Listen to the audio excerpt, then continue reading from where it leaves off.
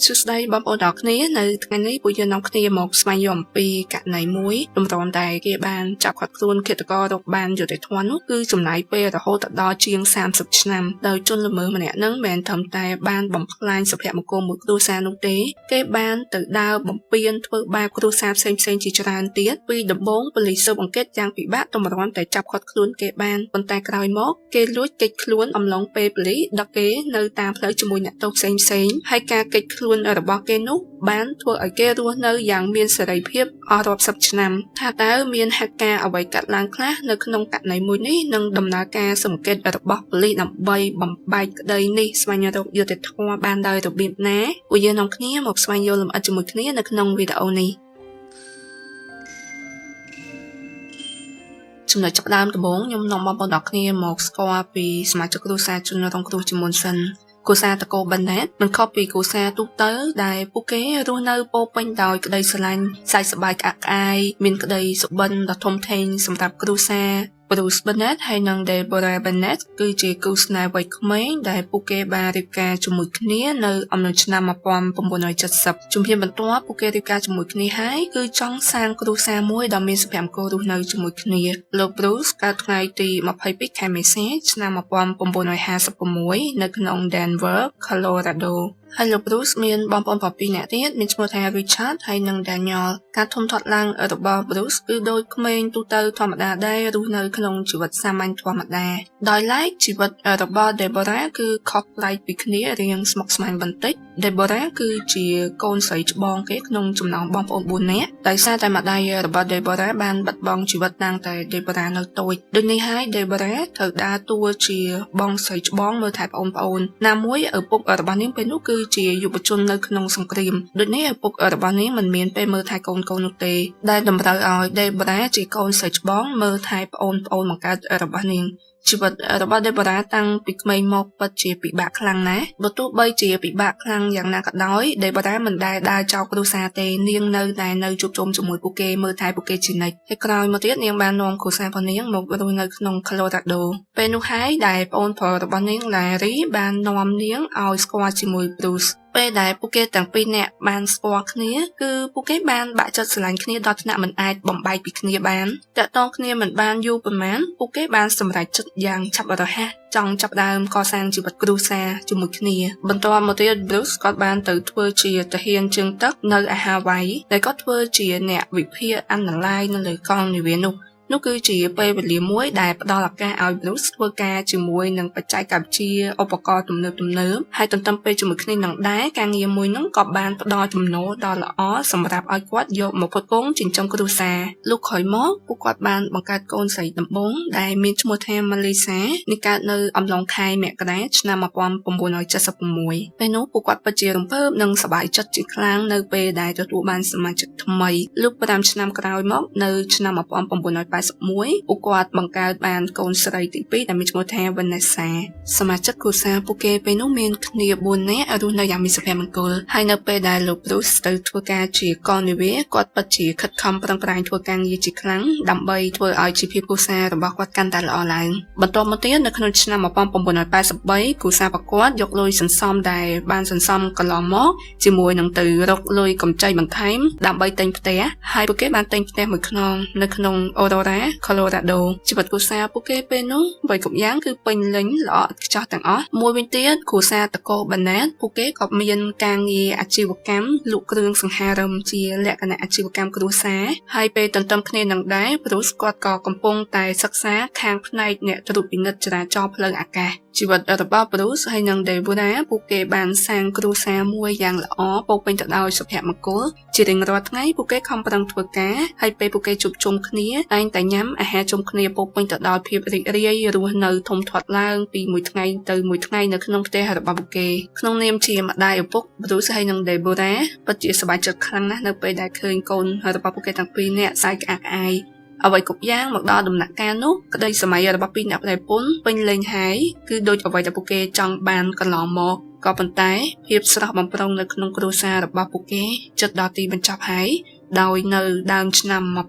1984នៅថ្ងៃទី15ខែមករាដែលត្រូវជាថ្ងៃអាទិត្យគ្រួសារពួកគេបានរៀបចំធ្វើពិធីខួបកំណើតឲ្យកូនស្រីច្បងម៉ាលីសានិយាយទៅថ្ងៃហ្នឹងមិនមែនជាថ្ងៃខួបកំណើតរបស់ម៉ាលីសាទេក៏ប៉ុន្តែពួកគេរៀបចំធ្វើមុនថ្ងៃហើយវាគឺជាពិធីខួបកំណើតម៉ាលីសាចូលដល់អាយុ8ឆ្នាំដំបូងឡើយដែលបុរាណដែលជាម្ដាយមានគម្រោងចង់ធ្វើពិធីខួបកំណើតឲ្យកូនស្រីរបស់គាត់នៅសាលាក៏ប៉ុន្តែក្រោយមកពួកគេបានផ្លាស់ប្ដូរសម្រេចចិត្តមកធ្វើពិធីខួបកំណើតនៅក្នុងគ្រួសារជាផ្ទះរបស់ពួកគេវិញពេលនោះពួកគេបានរៀបចំទាំងម្ហូបហើយនឹងមាននំខេកដើម្បីអបអរពិធីខួបកំណើតហើយពួកគេក៏បានអញ្ជើញសាច់ញាតិដូចជាយាយតាបងប្អូនមកចូលរួមផងដែរនៅពេលល្ងាចនោះនៅក្បាលល្ងាចនោះលោកយាយលោកតាហើយនឹងពូអ៊ំបាននាំគ្នាធ្វើដំណើរមកកាន់ផ្ទះរបស់គ្រួសារតកូម៉ាណែតដើម្បីចូលរួមពិធីខួបកំណើតពេលដែលពួកគេមកដល់បានរៀបចំពិធីខួបកំណើតអបអរម៉ាលីសាដែលជាកូនស្រីច្បងពួកគេសប្បាយក្អាកក្អាយញ៉ាំអាហារជុំគ្នាញ៉ាំនំខេកជុំគ្នា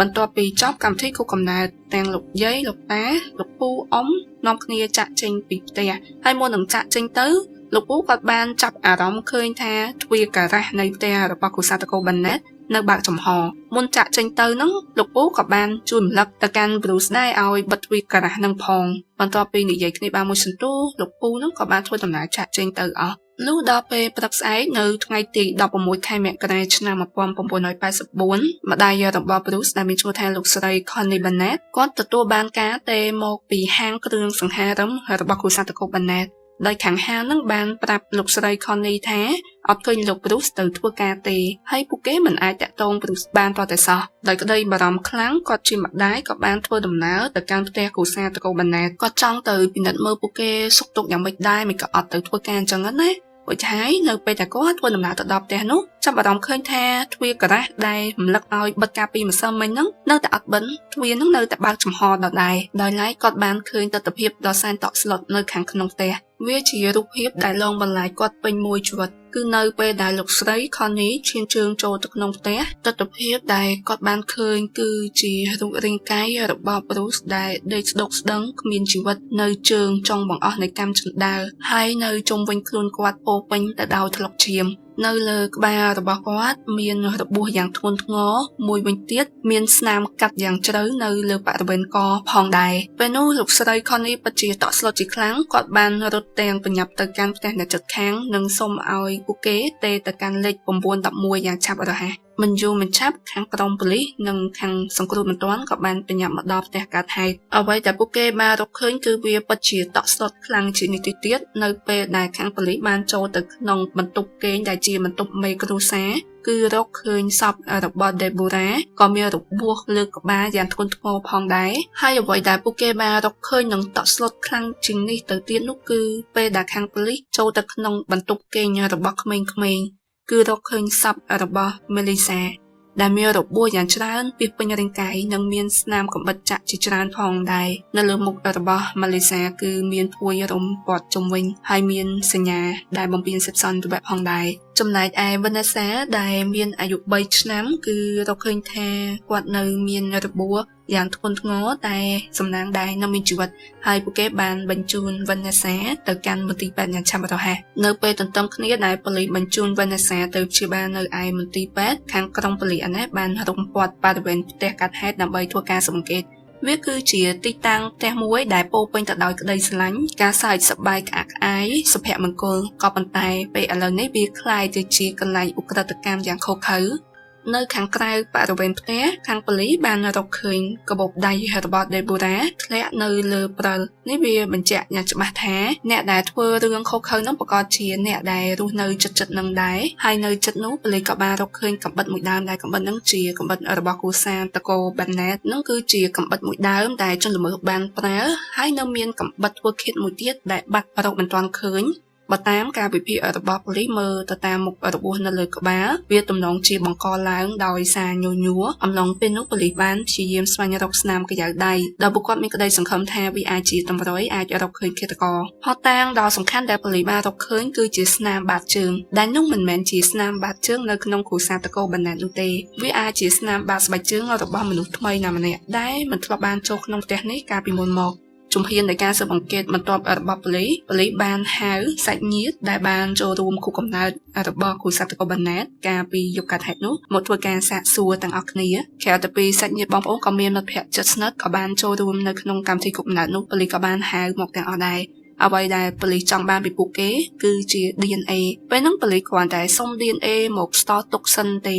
ហើយនេះគឺជាផុសតាំងដ៏សំខាន់នៅពេលខាងមុខប៉ូលីសបានប្រមូលយក sample DNA ចេញពីកៅអៅរបស់ជនរងគ្រោះពីកម្រាលព្រំនៅខាងក្រោមសាកសពហើយនិងពីកន្លែងក្រែគេងទាំងអស់ពីឧបករណ៍ផ្សេងៗផងដែរប៉ូលីសបានប្រមូលយកគ្រប់ចំណុចលម្អិតទាំងអស់ដោយសង្ឃឹមថាវាគឺអាចបន្សល់ទុកនៅតម្រុយសំខាន់ដើម្បីជួយបំបែរឿងក្តីនេះបាននៅទន្ទឹមពេលជាមួយគ្នានោះដែរខាងក្រុមគ្រូពេទ្យបានព្យាយាមព្យាបាលយ៉ាងហត់នឿយទៅកាន់ក្មេងស្រីអាយុ3ឆ្នាំវ៉ានេសាដែលនាងកំពុងតែស្ថិតនៅក្នុងសភាពគ្រោះថ្នាក់ជាខ្លាំងខាងគ្រូពេទ្យបានបញ្ជាក់ថាវ៉ានេសារងរបួសយ៉ាងធ្ងន់ធ្ងរនៅត្រង់ថ្គាមមានស្នាមប្រេះហើយក៏មានស្នាមប្រេះរលាកក្បាលផងដែរចំណែកឯឆ្អឹងដៃឆ្អឹងតាគៀកជើងរបស់នាងគឺបានបាក់ទាំងអស់ហើយគ្រូពេទ្យក៏បានរកឃើញសញ្ញាបំពានសេពសន្តិវៈផងដែរវាជារឿងអស្ចារ្យជាខ្លាំងដែលគេរកឃើញនាងមានរបួសយ៉ាងធ្ងន់ធ្ងរបែបនេះហើយនាងនៅអាចរក្សាជីវិតបាននៅអំឡុងពេលព្យាបាលនោះខាងគ្រូពេទ្យបានផ្ដល់ឈាមឲ្យនាងអស់រហូតដល់3ផ្លោកហើយនឹងបានបញ្ចូលថ្នាំផ្សេងៗជាច្រើនដើម្បីអាចរក្សាជីវិតនាងបានដល់ឡែកក្រោយមកទៀតបន្ទាប់ពី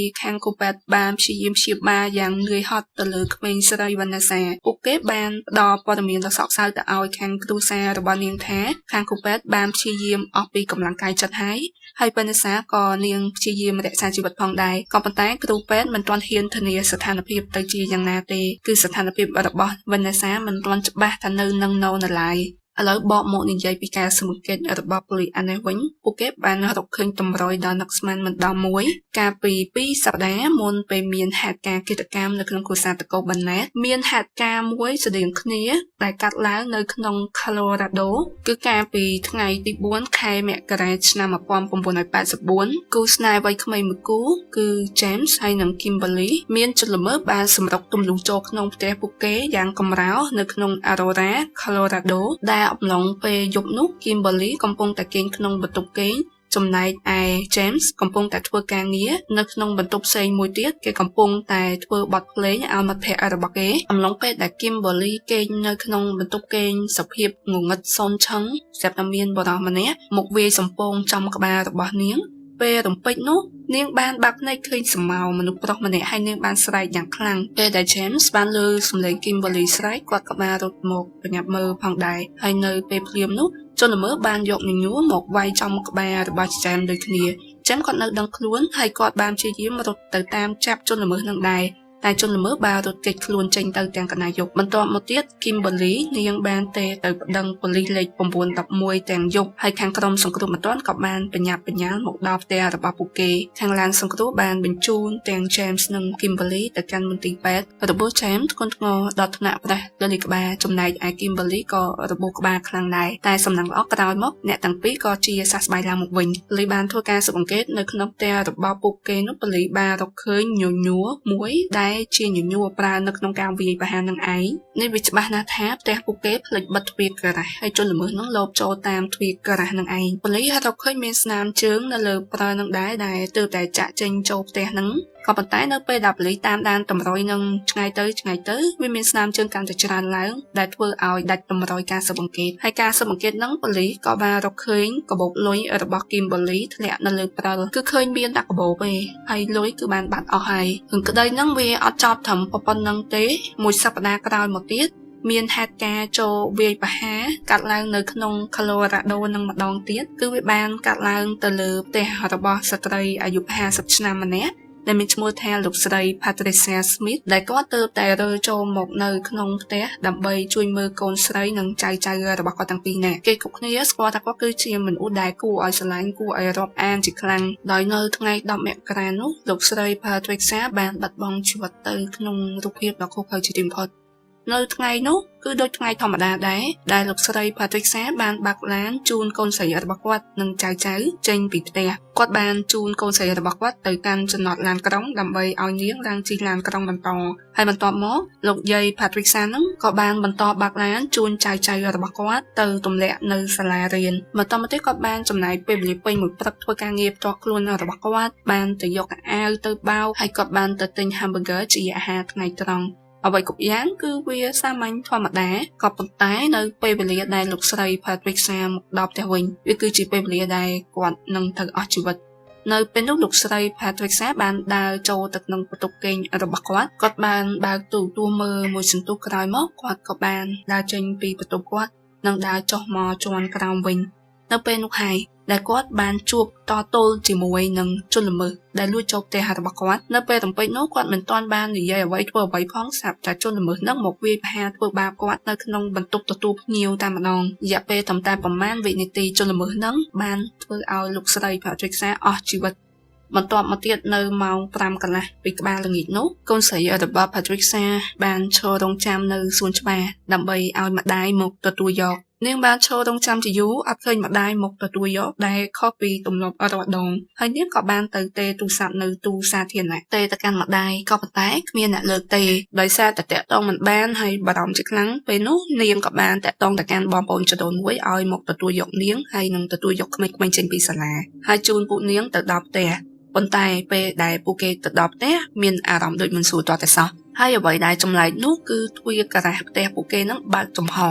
នៅពេលដែលដើរចូលទៅក្នុងផ្ទះឃើញថាទូទួលនៅក្នុងផ្ទះបើកចោលតែបើកចំអាលក្ខណៈដាច់ប៉ោះចេញសក់ខ្មៅហើយឮសំឡេងឆចោលចឹងទៅពេលដែលពួកគេដើរចូលទៅនោះគឺបានជួបជាមួយទស្សនភាពដ៏តក់ស្លុតជាខ្លាំងគឺពួកគេបានឃើញរូបរាងកាយរបស់លោកស្រី Patricia ដេកស្ដុកស្ដឹងតែគ្មានជីវិតនៅក្នុងបន្ទប់ទទួលភ្ញៀវហើយមានភួយក៏ពីលើរូបរាងកាយរបស់គាត់និងមានឈាមប្រឡាក់ពីពេញនៅក្នុងផ្ទះខោនិងស្បែកជើងរបស់គាត់អរប៉ាត់អរប៉ាយនៅពេញនោះចំណែកឯផ្នែកអាវរបស់គាត់មកកណាត់ខ្លួនខាងលើត្រូវបានបើកចំហ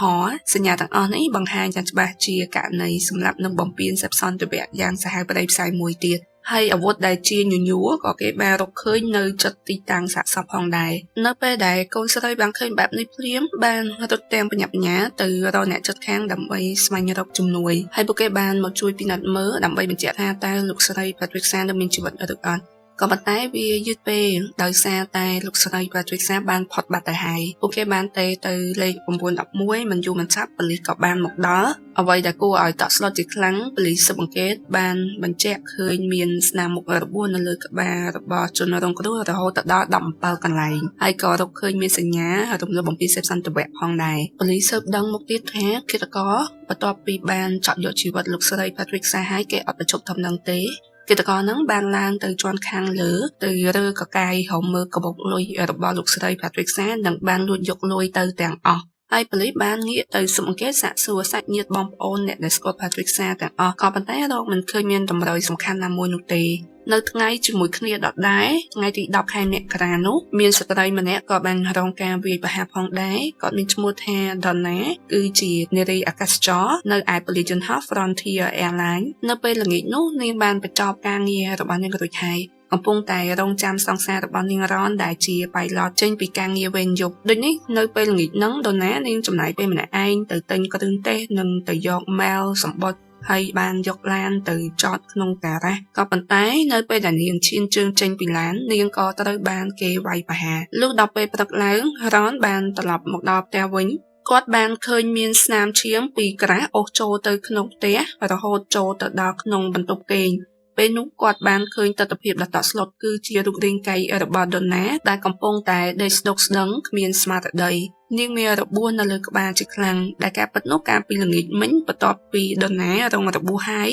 នាងបានព្យាយាមអូសខ្លួនឯងទាំងភាពឈឺចាប់ទាំងឈាមហូរមកដល់បន្ទប់គេងហើយក្រោយមកទើបនាងសន្លប់ហើយរ៉នបានតាក់ទងទៅកាន់លេខ911បន្ទាប់មកឡានពេទ្យមកដល់បានបញ្ញាបញ្ជូន Donna ទៅកាន់មន្ទីរពេទ្យហើយខាងដុកទ័របានបញ្ជាក់ថា Donna ត្រូវបានគេបំពានសេពសន្តិវៈការស៊ើបអង្កេតជាបឋមរបស់ប៉ូលីសបានដាក់ការសង្ស័យទៅលើរ៉នជាជនល្មើស ក៏ប៉ុន្តែនៅពេលដែលស៊ើបដឹងថារ៉នគាត់ទើបតែត្រឡប់មកពីជើងហោះហើររបស់គាត់ហើយអំឡុងពេលមានហេតុការណ៍នោះកើតឡើងគឺរ៉នមិនមានវត្តមាននៅផ្ទះទេដូចនេះហើយខាងប៉ូលីសស៊ើបអង្កេតបានច្រានការសង្ស័យទៅលើរ៉នចេញនៅពេលដែលប៉ូលីសពិនិត្យមើលក្នុងឡានរបស់ដុនណាគឺរកឃើញមានញញួរដែលមានប្រឡាក់ឈាមយ៉ាងជោគជាំនៅលើកៅអីអង្គុយរបស់តកងឡានប៉ូលីសបានពិនិត្យរកមើលស្នាមកញ្ចៅដៃក៏ប៉ុន្តែរកមិនឃើញមានស្នាមកញ្ចៅដៃនោះទេដុនណារងរបួសចំក្បាលជាខ្លាំងតែសំណាងល្អក្រោយមកនឹងអាចជាសះស្បើយឡើងមកវិញដោយឡែកវាបានបង្កឲ្យមានផលប៉ះពាល់គឺនាងបានបាត់បង់ការចងចាំរយៈពេលខ្លី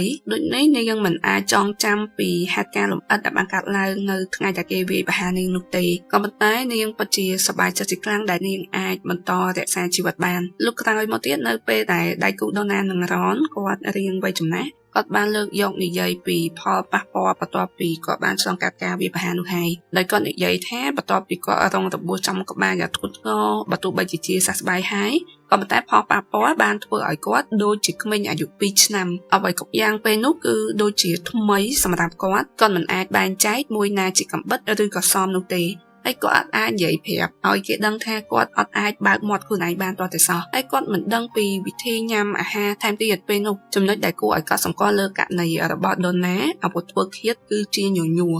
លុះ6ថ្ងៃក្រោយមកនៅថ្ងៃទី16ចម្ងាយឆ្ងាយជាង25ម៉ាយពីផ្ទះរបស់ដុនណានិងរ៉នក៏មានករណីឃាតកម្មវាយប្រហារកាត់ឡើងមួយទៀតគឺមានហេតុការណ៍ដ៏ឃោរឃៅកាត់ឡើងទៅលើគ្រួសារតកូលបាណេតហើយជនរងគ្រោះដែលបានរស់រួចផុតជីវិតគឺជាក្មេងស្រីអាយុ3ឆ្នាំមានឈ្មោះថាវណ្ណាសា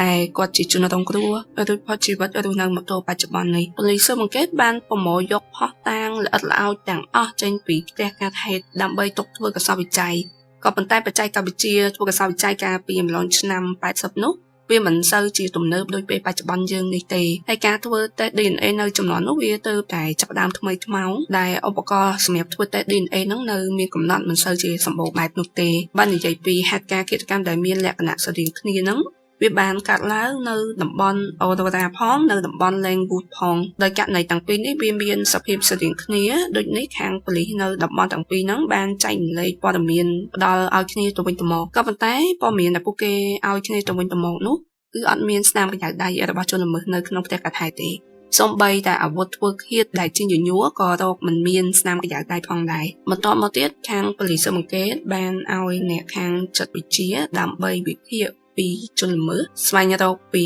អត្តសញ្ញាណជនល្មើសពីការគិតរបស់ជនល្មើសអ្នកវិភាគចិត្តសាស្ត្របាននិយាយថាជនល្មើសគេអត់មានរៀបចំគោលដៅទុកជាមុននោះទេគឺគេសង្កេតមើលឱកាសបើមានឱកាសល្អដូចជាចំពេលដែលអ្នកចិត្តខាងបើកទ្វារចំហចោល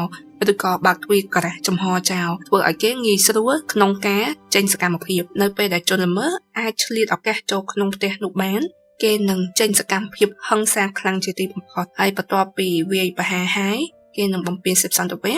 បន្តមកទៀតគេនឹងលួចយកទ្រព្យសម្បត្តិបើតាមវិភាគមើលលំដាប់លំដោយសកម្មភាពរបស់គេឃាតករនឹងទំនងជាបរិសុទ្ធវ័យក្មេងម្នាក់មានអាយុខ្ទង់20ឆ្នាំគេមានភាពវៃឆ្លាតក៏ប៉ុន្តែបែបរៀនមិនបានខ្ពស់ទេគេប្រហែលជាបានរៀនបញ្ចប់វិទ្យាល័យប៉ុន្តែគេមិនបានចូលរៀនសាកលវិទ្យាល័យនោះឡើយដោយសារតែជនល្មើសតែងតែបន្សល់ទុកអាវុធធ្វើឃាតជាញញួរនៅកន្លែងកាត់ហេតុហើយមានបន្សល់ទុកស្នាមស្បែកជើងប្រភេទស្បែកជើងកវែងនៅកន្លែងកាត់ហេតុមួយផងដែរនោះខាងប៉ូលីសសន្និដ្ឋានថាគេទំនងជាកម្មករនៅកន្លែងការថាសំណង់ចំណុចដែលគួរឲ្យកត់សម្គាល់ខ្លាំងនោះនៅតំបន់ហ្នឹងមានផ្ទះជាច្រើនកំពុងតែធ្វើការសាងសង់ដូចនេះតែមានកម្មករជាច្រើនចេញចូលធ្វើការឲ្យគេនៅក្នុងតំបន់នោះហើយខាងប៉ូលីសជឿជាក់ថាជនល្មើសនោះគេនឹងមិនបញ្ឈប់សកម្មភាពរបស់គេទេរហូតទាល់តែចាប់គាត់ខ្លួនបានបន្តមកទៀតប៉ូលីសបានចុះទៅសាកសួរកន្លែងការថាសំណង់ទាំងអស់នោះនិងសុំមើលបញ្ជីឈ្មោះកម្មករក៏ប៉ុន្តែចៃដន្យសំណាងមិនល្អអីដោយសារតែបញ្ជីឈ្មោះកម្មករនោះវារញ៉េរញ៉ៃមានកំណត់ត្រាកម្មករធ្វើការច្បាស់ជាក់លាក់នោះទេមួយវិញទៀតជនល្មើសចេញទៅវាយប្រហារធ្វើបាបនៅពេលយប់ដូចនេះហើយជនរងគ្រោះដែលរួចផុតជីវិតមិនអាចមើលចាំមុខជនល្មើសច្បាស់នោះឡើយអំឡុងពេលដែលប៉ូលីសព្យាយាមស៊ើបអង្កេតស្វែងរកតម្រុយក៏ប៉ុន្តែគ្មានបានតម្រុយសូម្បីតែបន្តិចនៅពេលទន្ទឹមគ្នានឹងដែរប្រជាជនដែលរស់នៅក្នុងតំបន់មានឃាតកម្មនោះកើតឡើងពួកគេបានបង្កើនការប្រយ័ត្នប្រយែងកាន់តែខ្ពស់ឡើងម្នាក់ៗត្រូវតែប្រកាសថាទ្វារក្រាស់ទ្វារផ្ទះពួកគេ បិទចិត្តបានយ៉ាងល្អមានអ្នកខ្លះទៅទិញកំភ្លើងបន្ថែមទុកជាប់ខ្លួនហើយអ្នកខ្លះទៀតគេងទាំងពាក់មួកសុវត្ថិភាពតែម្ដងដោយឡែកពេលវេលាចេះតែដើរទៅមុខហើយអត់មានករណីឃាតកម្មថ្មីក្រោយកាត់ឡើងទៀតនោះទេខាងប៉ូលីសក៏បានទុករឿងក្តីនឹងជាបន្តអាសន្នសិននិងយកកម្លាំងទៅស៊ើបអង្កេតលើរឿងក្តីផ្សេងៗបានយកសំណុំរឿងក្តីហ្នឹងទៅដាក់ក្នុងសំណុំរឿងក្តីអានសូជាប្រភេទរឿងក្តីដោះស្រាយអត់ចេញមកដុំអញ្ចឹងទៅលុះប្រហែលឆ្នាំក្រោយមកទៀតនៅក្នុងឆ្នាំ1990ប៉ូលីសបានរកឃើញភស្តុតាងដ៏សំខាន់មួយជាប្រភេទសក់ពណ៌ទង់ដែងហើយនឹងបានបញ្ជូនវាទៅកន្លែងធ្វើកសោបវិจัยភ្លាមដោយសង្ឃឹមថានេះគឺជាតម្រុយដ៏សំខាន់ដែលអាចជួយបំបែករឿងក្តីនេះបានក៏ប៉ុន្តែដូចលើកមុនដែរដោយសារតែបច្ចេកវិទ្យានៅអំឡុងពេលនោះមិនជឿនលឿនដូចសពថ្ងៃនេះទេដូចនេះហើយការធ្វើតេស្តហ្នឹងចុងក្រោយបានបំផ្លាញសក់ហ្នឹងទាំងអស់តែម្ដងធ្វើឲ្យពួកគេមិនអាចរកបានអ្វីសំខាន់នោះឡើយក៏ប៉ុន្តែខាងក្រុមប៉ូលីសស៊ើបអង្កេតមិនបោះបង់ចោលទំនឹងទេពេលវេលាបន្តទៅមុខទៀតនៅក្នុងឆ្នាំ2001បើគិតទៅពេលវេលាវាបានកន្លងផុតអស់រយៈពេល17ឆ្នាំបន្ទាប់ពីមានហេតុការណ៍ឃាតកម្មទាំងអស់នោះកើតឡើងខាងកសោបវិจัยបានទម្រង់ DNA មួយនឹងអាចឈានទៅរកពន្លឺបានប៉ុន្តែមិនទាន់អាចសន្និដ្ឋានបានច្បាស់អំពីជនល្មើសនោះទេលុះពេលវេលាបានកន្លងទៅមុខជាច្រើនឆ្នាំទៀតនៅក្នុងឆ្នាំ2018នៅលើកនេះខាងប៉ូលីសស៊ើបអង្កេតបានសហការជាមួយខាងអ្នកជំនាញខាងពងសាវតាដែលគាត់ជាអ្នកជំនាញខាងពិនិត្យមើលសែនតាមខ្សែសាឡាយហើយអ្នកជំនាញពងសាវតាហ្នឹងគាត់បានតាមរកឃើញជនសង្ស័យម្នាក់ដែលមានឈ្មោះថា Viewing នេះគឺជាតម្រុយមួយដែលខាងប៉ូលីសមិនទាន់អាចបញ្ជាក់ថាគាត់ជាជនល្មើសពិតប្រាកដនោះទេហើយបើតាមការតាមដានមើលទៅអ្នកដែលមានតកូ Ewing គឺមានច្រើនដែលកំពុងរស់នៅក្នុង Colorado ក៏ប៉ុន្តែនៅពេលដែលប៉ូលីសពិនិត្យមើលពួកគេទៅគ្មានភិនភាគឬក៏អត្តចរិតដូចទៅនឹងជនល្មើសដែលកំពុងតាមចង់ចាប់នោះទេដូចនេះហើយប៉ូលីសបានពង្រីកការស៊ើបអង្កេតដោយទៅពិនិត្យមើលនៅក្នុងតំបន់ Aurora ផងដែរហើយបានរកឃើញមនុស្សខ្ទង់40នាក់ដែលមានតកូបែបនេះប៉ូលីសបានធ្វើការស៊ើបអង្កេតទៅលើពួកគេទាំង40នោះដោយសង្ឃឹមថាអាចមានតម្រុយសំខាន់ណាមួយក្នុងចំណោមពួកគេលោកបន្ទាប់មកទៀតនៅអំឡុងខែកក្កដាឆ្នាំ2018បន្ទាប់ពីបានព្យាយាមស្វែងរកអស់កម្លាំងកាយចិត្តប៉ូលីសបានរកឃើញបុរសម្នាក់ដែលមាន DNA ស៊ីគ្នាគេមានឈ្មោះថា Nevada Alex Ewing គេគឺជាអ្នកទោសម្នាក់ខ្ញុំសូមហៅឈ្មោះគាត់ថា Alex ឥឡូវយើងមកស្គាល់ពី Alex បន្តិច Alex កើតថ្ងៃទី14ខែសីហាឆ្នាំ1960នៅឯ North Carolina អត់មានជីវប្រវត្តិច្បាស់លាស់អំពី Alex ទេក៏ប៉ុន្តែវាបង្ហាញយ៉ាងច្បាស់ថាអេលីគាត់ធ្លាប់ជាអ្នកទោសជាប់គុកមិនតិចដងទេហើយប្រវត្តិអតីតកាលប្រកបក៏មិនល្អដែរជាមនុស្សដែលតែងតែបង្កបញ្ហាគាត់ហ៊ានបានធំថ្នាក់ទី10ក៏ត្រូវបានខាងសាលាបណ្តេញចេញដោយសារតែគាត់ផឹកស្រាហើយចាប់តាំងពីពេលនោះមកគឺជាចំណុចចាប់ដើមដែល Alex តែងតែបង្កបញ្ហាធ្វើរឿងខុសច្បាប់ជាច្រើនតាំងតែពីក្មេងមកជីវិតរបស់ Alexតែងតែធ្វើរឿងខុសច្បាប់ម្ដងហើយម្ដងទៀតគាត់ក៏ធ្លាប់បានត្រូវគេឃុំខ្លួននៅក្នុងមន្ទីរកែប្រែអនិច្ចជនផងដែរគាត់ត្រូវបានគេឃុំខ្លួននៅក្នុងមន្ទីរ Sacramento California ពីបទលួចហើយបន្ទាប់មកគេនាំគាត់ទៅឃុំខ្លួននៅក្នុងផ្ទះដែលផ្ទុកក្មេងៗអាយុក្រោម18ឆ្នាំដែលធ្វើរឿងខុសច្បាប់តែឡែកនៅពេលនោះគាត់ឃុំខ្លួននៅក្នុងផ្ទះហ្នឹងត្រឹមតែ2សប្តាហ៍រយៈពេលខ្លីណាហើយគេក៏បានដោះលែងគាត់ទៅវិញក៏ប៉ុន្តែសន្តានជាឧក្រិដ្ឋជនប្រព័ន្ធវាអត់បញ្ចប់ធំនឹងទេដោយ Alex នៅតែបន្តដើរលើវិថីឆក់ប្លន់លួចហើយនឹងរត់គេចខ្លួនពីមួយតំបន់ទៅមួយតំបន់គាត់គេចពី California ទៅកាន់ Arizona ហើយបន្តទៅកាន់ Florida ដោយនៅឆ្នាំ1983 Alex ទទួលបានបើកបរស្របច្បាប់ហើយនឹងគេកំពុងរស់នៅក្នុងទីក្រុង Denver រដ្ឋ Colorado នោះហើយគឺជាកន្លែងតែមួយដែលមានការវាយប្រហារបានកើតឡើងនៅដើមឆ្នាំ1984ដែលធ្វើឲ្យមានមនុស្ស4នាក់បានបាត់បង់ជីវិតហើយនឹងមានមនុស្សជាច្រើនផ្សេងអ្នកទៀតរងរបួសយ៉ាងធ្ងន់ធ្ងរបន្ទាប់ពីលែងមានសកម្មភាពចេញវាយប្រហារឃាតកម្មទាំងអស់នោះបើមើលទៅគេគិតថាទំនងជា Alex បានគេចខ្លួនពី Colorado ទៅហើយក៏ប៉ុន្តែគាត់មិនបានគេចខ្លួនចេញទៅទីណាឆ្ងាយទេ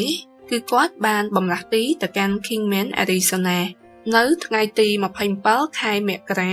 ឆ្នាំ1984បើគិតទៅវាម្លងផុត11ថ្ងៃបន្ទាប់ពីមានឃាតកម្មទៅលើគ្រួសារបណ្ឌិតហើយហ្នឹងណានៅថ្ងៃ27មករាហ្នឹង Alex បានទម្លុះចូលទៅក្នុងផ្ទះមួយហើយ Alex បានយកដុំថ្មទៅវាយប្រហារចំក្បាលរបស់ម្ចាស់ផ្ទះដែលមានឈ្មោះថាលោក Roy Williams ពេលហ្នឹង Alex បានយកដុំថ្មវាយសំពងទៅលើក្បាលនិងចំដើមទ្រូងរបស់លោក Roy ជាច្រើនដងតែសំណាងល្អវាដូចជារឿងអភិនិហាដែលលោក Roy អាចបន្តរក្សាជីវិតបានលោករយបានរៀបរាប់ពីផិនភាគរបស់ជនល្មើសហ្នឹងហើយមិនយូរមិនឆាប់នៅថ្ងៃជាមួយគ្នាដដែលប៉ូលីសបានឃាត់ខ្លួនបរិសម្នាក់ដែលគេបានលាក់ខ្លួននៅក្នុងគុម្ពឈើពេលប៉ូលីសតាមល្បាតមើលហេតុអ្វីក៏បរិសម្នាក់ហ្នឹងទៅពួននៅម្ដុំគុម្ពភ័យស្ដុកបែបហ្នឹងប៉ូលីសបានដើរទៅជិតដើម្បីចង់សួរស្រាប់ថាបរិសម្នាក់ហ្នឹងដែលជាអេលិចបានរត់គេចខ្លួនហើយប៉ូលីសក៏បានតាមចាប់បន្តមកទៀតនៅថ្ងៃទី2ខែកុម្ភៈឆ្នាំ1984ទីបំផុតប៉ូលីសអាចឃាត់ខ្លួន Alex បានហើយនឹងបានចាប់អាកាន់គេជាផ្លូវការពីបទអំពើឃាតកម្មហើយនឹងករណីប្លន់ដោយចេតនាផងដែរពេលនោះគេបានឃុំខ្លួន Alex នៅក្នុងគុក Utah ប៉ុន្តែក្រោយមកទៀតនៅដើមខែសីហានៅក្នុងឆ្នាំ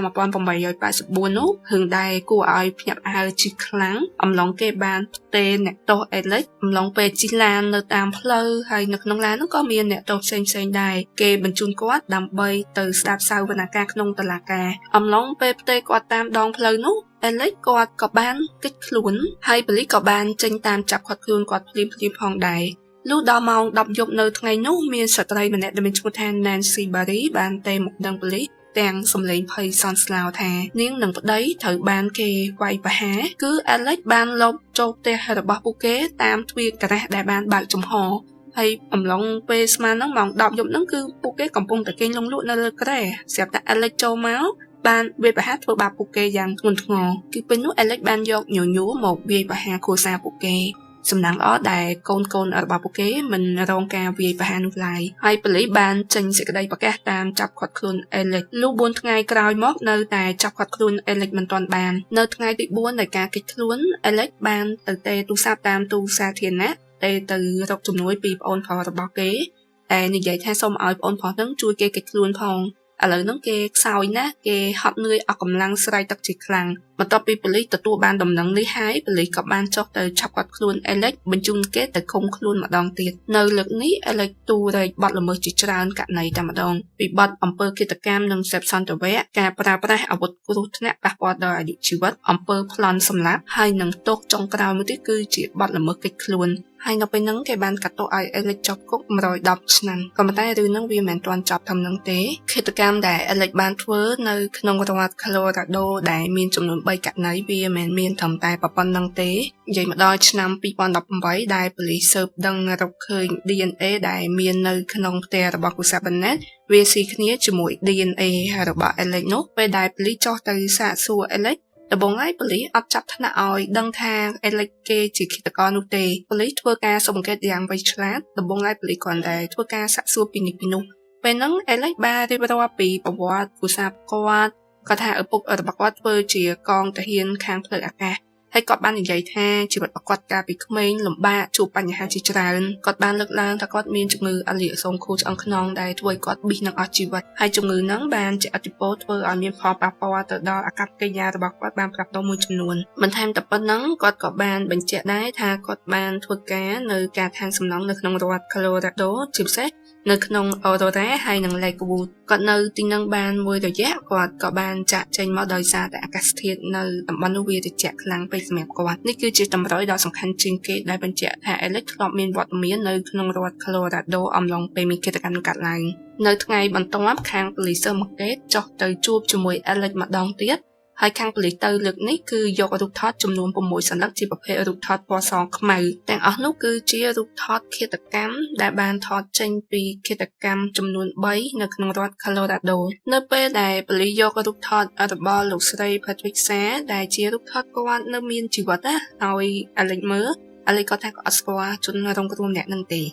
ហើយនៅពេលដែលប៉ូលីសយករូបថតរបស់ Patricia ដែលបានបាត់បង់ជីវិតយកឲ្យ Alex មើលពេលហ្នឹងអាកប្បកិរិយារបស់ Alex បានផ្លាស់ប្ដូរមួយរំពេចពេលភ្លាមនោះ Alex បានបញ្ចេញអាការៈរាងភ័យស្លន់ស្លោហើយគេស្នើសុំមិននិយាយអ្វីបន្តទេសូមឲ្យមានមេធាវីមកម្នាក់នៅពេលដែល Alex ចេញចរិតមិនចង់បន្តសកម្មជាមួយប៉ូលីសពេលនោះហើយដែលប៉ូលីសយកផុសតាងទាំងប្រមាណយកមកចងខ្លួន Alexដែលគេបានគេចខ្លួនអស់ជាច្រើនឆ្នាំមកនេះបន្ទាប់ពី Alex បានគេចខ្លួនពីឃាតកម្មអស់រយៈពេល34ឆ្នាំអំឡុងពេលនោះគេបានជឿជាក់ថាខ្លួនគេអាចគេចខ្លួនពីឃាតកម្មទាំងអស់នឹងហើយមិនថែមតែប៉ុណ្ណឹងគេបានចុះឈ្មោះនៅលើគេហទំព័រណាត់ជួបគូស្នេហ៍ថែមទៀត គេជឿជាក់យ៉ាងមុតមមថាគេបានសេរីភាពពេញលេញហើយក៏ប៉ុន្តែនៅពេលដែលប៉ូលីសមកជួបគេសាកសួរគេវាបានធ្វើឲ្យក្តីសម័យរបស់អេលិចរលាយសូន្យឆឹងទាំងអស់គឺប៉ូលីសអាចរកឃើញភស្តុតាងដ៏សំខាន់ដែលអាចចោទបន្ទុកទៅលើអេលិចគឺថា DNA របស់អេលិចហ្នឹងស៊ីគ្នាជាមួយ DNA របស់ជនល្មើស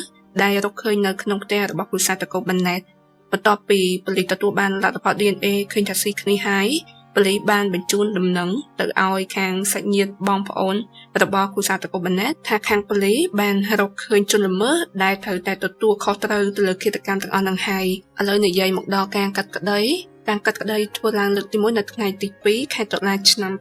2018ដំណើរការកាត់ក្តីទៅលើអេលិចក្នុងតុលាការវារៀងស្មុគស្មាញបន្តិចដោយសារតែរឿងក្តីខ្លះដែលអេលិចបានទៅវាយប្រហារជនរងគ្រោះវារៀងចាស់រឿងក្តីហ្នឹងវាអត់មានឯកសារពេញលេញក៏ប៉ុន្តែខាងតុលាការអាចចងអេលិចជាប់ជាមួយរឿងក្តីគ្រួសារតកូបានណេតហើយនិង Patrick សាបានដោយសារតែមានភស្តុតាងច្បាស់ជាក់លាក់បើនិយាយបកត្រឡប់ទៅការឆ្នាំ1984ខាងច្បាប់គឺមានការអនុញ្ញាតឲ្យជាប់គុកអស់មួយជីវិតបើទោះបីជាបទឧក្រិដ្ឋធ្ងន់ធ្ងរកម្រិតណាក៏ដោយដែលការនោះអត់មានការផ្ដន្ទាទោសប្រហារជីវិតនោះឡើយឥឡូវបកមកនិយាយពីដំណើរការក្តីទៅលើ Alex គាត់មានមេធាវីការពារក្តីដែលតែងតែការពារក្តីនឹងតម្រូវឲ្យពន្យាពេលម្ដងហើយម្ដងទៀតរហូតមកដល់ខែកក្កដាឆ្នាំ2021មានភស្តុតាង DNA បញ្ជាក់យ៉ាងច្បាស់ថាមាន DNA របស់ Alex នៅជិតទីតាំងសពរបស់ជនរងគ្រោះនឹងមានជាប់នៅលើញញួរដែលជាអាវុធធ្វើឃាតផងដែរភស្តុតាងទាំងអស់នេះចងជាប់ Alex ជាមួយនឹងករណីឃាតកម្មទៅលើគ្រួសារតកូបានណេតហើយនឹងឃាតកម្មរបស់លោកស្រី Patrick សាដែលករណីទាំងពីរនេះសុទ្ធតែមានអាវុធធ្វើឃាតជាញញួរហើយពួកគេរងការវាយប្រហារយ៉ាងឃោរឃៅនិងមានការរំលោភបំពានសិទ្ធិសន្តិវៈថែមទៀតចំពោះមេធាវីការពារក្តីឲ្យ Alex ព្យាយាមការពារ Alex នឹងបានលើកឡើងថាការពិនិត្យកសោវិច័យទៅលើ DNA មានកំហុសឆ្គងហើយខ្វះភស្តុតាងដូចជាគ្មានស្នាមកញ្ចៅដៃបញ្ជាក់នោះឡើយដោយឡែកខាងព្រះរាជអាជ្ញាបានធ្វើការបដិសេធត្រឡប់មកវិញថាអំឡុងពេលធ្វើសកម្មភាពទាំងអស់នោះ Alex បានពាក់ស្រោមដៃសភាពនៅក្នុងតុលាការពិតជាមានការរំជើបរំជួលជាខ្លាំងដោយមានវត្តមានលោកយាយរបស់ Vanessa គឺលោកយាយ Connie Bennett គាត់បាននិយាយទាំងក្តុកក្តួលរៀបរាប់អំពីភាពសាហាវប្រៃផ្សៃឃាតកម្មទៅលើកូនរបស់គាត់ហើយនៅក្នុងតុលាការក៏បានបង្ហាញពីរូបថតអំពីទស្សនវិជ្ជានៃកន្លែងកាត់ហេតុផងដែរដំណើរការកាត់ក្តីទៅលើករណីរបស់ Alex គឺវាមានភាពសាំញ៉ាំចេះតែពន្យាពេលម្ដងហើយម្ដងទៀតខ្ញុំសរុបមកដល់ការកាត់ទោសលើគាត់ចុងក្រោយខាងតុលាការបានកាត់ទោសឲ្យគាត់ជាប់គុកអស់មួយជីវិតបាននិយាយចំពោះជនរងគ្រោះដែលរួចផុតជីវិតជាក្មេងស្រីអាយុ3ឆ្នាំ Vanessa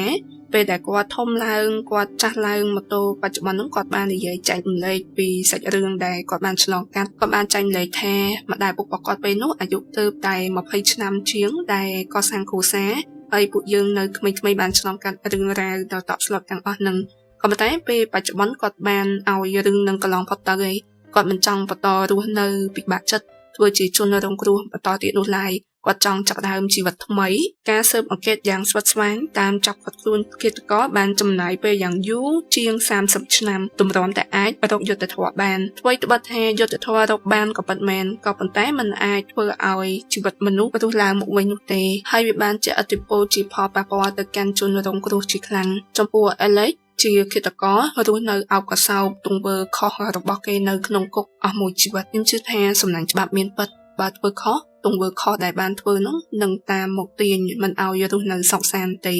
តែឧទាហរណ៍ថាសំណាញ់ច្បាប់លើលោកកៃនេះមិនបានតាមចាប់ដន់តាន់ពេលវេលាយ៉ាងណាក៏ដោយក៏កិច្ចមិនផុតពីច្បាប់កម្មផលដែរខ្ញុំសូមបញ្ចេញមតិយោបល់តាមប្រព័ន្ធនេះចោះខ្ញុំចង់ដឹងឮតើមតិយោបល់បងប្អូនកាត់បែបណាដែរទៅលើរឿងក្តីនេះអាចជជែកគ្នាបាននៅខាងក្រោមវីដេអូនេះអរគុណចាំជួបគ្នានៅវីដេអូក្រោយទៀត Take care bye bye